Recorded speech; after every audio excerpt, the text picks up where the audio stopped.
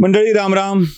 आपल्या गावाकडं जेव्हा एखादा लग्न समारंभ किंवा कोणताही समारंभ असतो तेव्हा गावात एक विशिष्ट काही 2-3 माणसं असतात. अजूनही गावाकडे ते कल्चर शाबूत आहे आणि गावाकडचं कल्चर बुडालं असं तरी वेगवेगळ्या ठिकाणी सुद्धा अशी माणसं तुम्हाला सापडतील. विशेषतः पंक्तीत बसून राहतील, काही करणार नाहीत, पण वाढणाऱ्या पोरांना सांगतील, ए तिथं वाढ, तिचं नीट वाढलं नाही, पाणी किती सांडायला लागलंय, ए भाजी सांडली बघ, जरा गोडाचं नीट वाढा, हे ओढ देऊ नका, कुठल्या पंक्तीत कमी पडू देऊ नका, भाताचं फिरवा रे, भाजीचं काय झालं, असं सांगणारी माणसं असतात पंक्तीत खास करून. या अशा लोकांना आम्ही नाना पाटेकर म्हणतो. नाना पाटेकर म्हणजे उगाचच लोकांना शहाणपणा शिकवणारा व्यक्ती, स्वतः काहीच न करता शहाणपण शिकवणारा व्यक्ती, म्हणून आम्ही त्यांना, आमचे मित्र त्यांना नाना पाटेकर म्हणतो.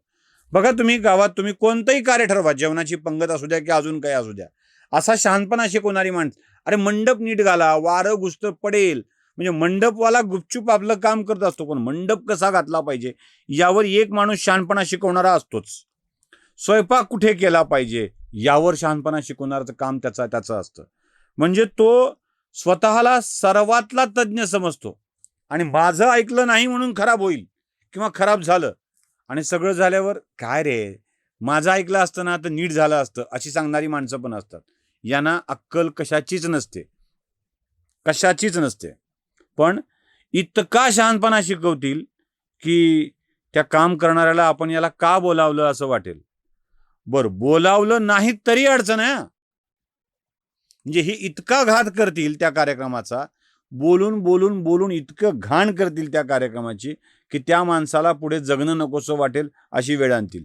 त्यामुळं बोलावला तरी ताण, न बोलावला तरी ताण, आणि बोलावल्यावर समोर बसून काम करणाऱ्या माणसाला कसं केलं पाहिजे याचा शहाणपणा ते शिकवतात.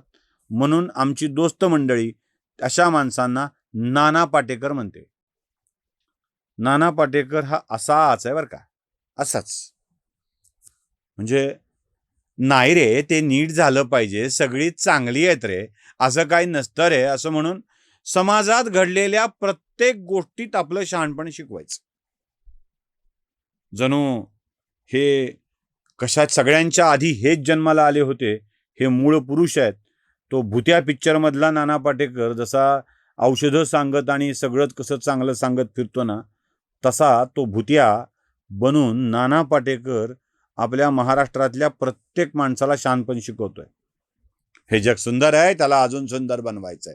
हे जग सुंदर आहे, त्याला अजून सुंदर करायचंय. अरे, जग सुंदर आहे म्हणायचं ना अजून सुंदर करायचं म्हणायचं. अजून सुंदर करायचं याचा अर्थ तो बंदर आहे असाच सांगायचा असतो का?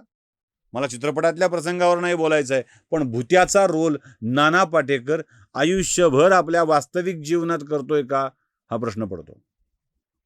उठ सूट नाही रे, तो चांगला होता रे. म्हणजे अजित माझा मित्र होता, देवेंद्रला मी बोललो, हे सगळेच राजकारणी चुकीचं वागतायत. म्हणजे ह्यांचे सगळे मित्र आहेत आणि ते सगळे चुकीचं वागतात. मित्र तर सगळेच आहेत आणि चुकीचं वागणारे तर सगळेच आहेत. राज ठाकरेलाही मला सांगायचं आहे आणि उद्धवलाही मला सांगायचं आहे. राज ठाकरे आणि उद्धव ठाकरे विषयी जरा वाईट बोलताना जरा दबकत बोलतात बरं का, हे जरा दबकत बोलतात. म्हणजे मला नाना बस झालं ना आता. म्हणजे या लोकांना शिव्या घालण्याची किळस यायला लागली तुमच्याकडून आता, आणि लोकांना चांगलं म्हणण्याची, आपलं म्हणण्याची किळस यायला लागली. इतक्या वाईट पद्धतीनं नाना पाटेकर आत्ता बोलतायत ना, म्हणजे मला आश्चर्य कधी वाटलं सांगू?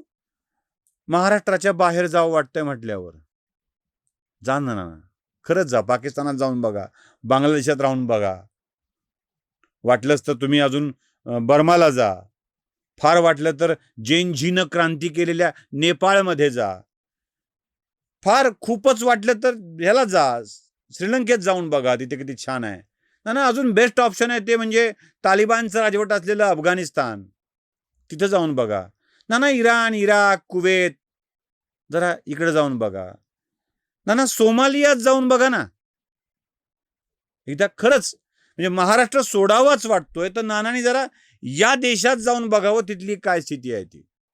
म्हणजे उठायचं आणि माझा महाराष्ट्र खराब झालाय, आता राहावं की नाही वाटतंय मला. काय तुम्ही राहिलात काय नाही राहिलात काय, महाराष्ट्राला का घंटा फरक पडणार आहे?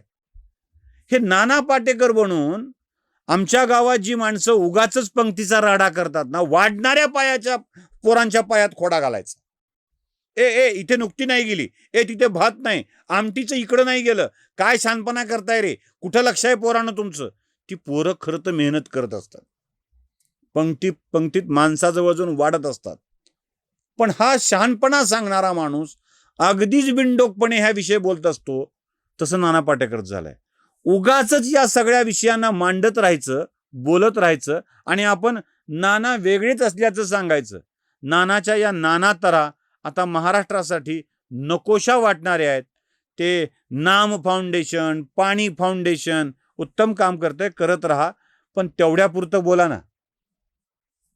पाणी वाचवलं पाहिजे यावर बोला, काय अजून कुठे चर खणले पाहिजे त्यावर बोला, तुम्ही फार फार चित्रपटावर बोला. नाना, रील लाईफ आणि रिअल लाईफ मध्ये फरक असतो. तुम्ही त्या क्रांतीवीर चित्रपटात बोट ठेचून घेतलं आणि सांगितलं अधिका इसमें से कौन सा कौन हिंदू का है और मुसलमान का कौन सा कौन मुसलमान का है, काय को टकले पे गणपती बाप्पा को लेके नाचता था, गणपती बाप्पा मोरया. तिथं टाळ्या पिटायला ठीक आहे ना, पण इथे ती स्थिती भिन्न होते. ते म्हणायला तुम्हाला पैसे मिळालेले, ते म्हणून तुम्ही कमवलेलं आहे, आणि इथे हे असल्याच वाक्यांनी आम्ही गमावत चाललोय.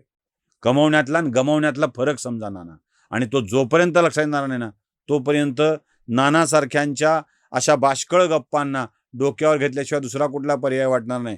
म्हणून तर असा हात जोडणं हा नानांच्या आईने सांगितलेला होता की नव्हता, तो प्रसंग सांगून नाना पाटेकर टाळ्या मिळवतात. आणि आमच्या नशिबात मात्र चल मैं भी नाचा, दे दे पैसे असं म्हणून नाना समोरच उभं टाकायची वेळ येते. नमस्कार. धर्म जागृतीचा विधायक बुरुज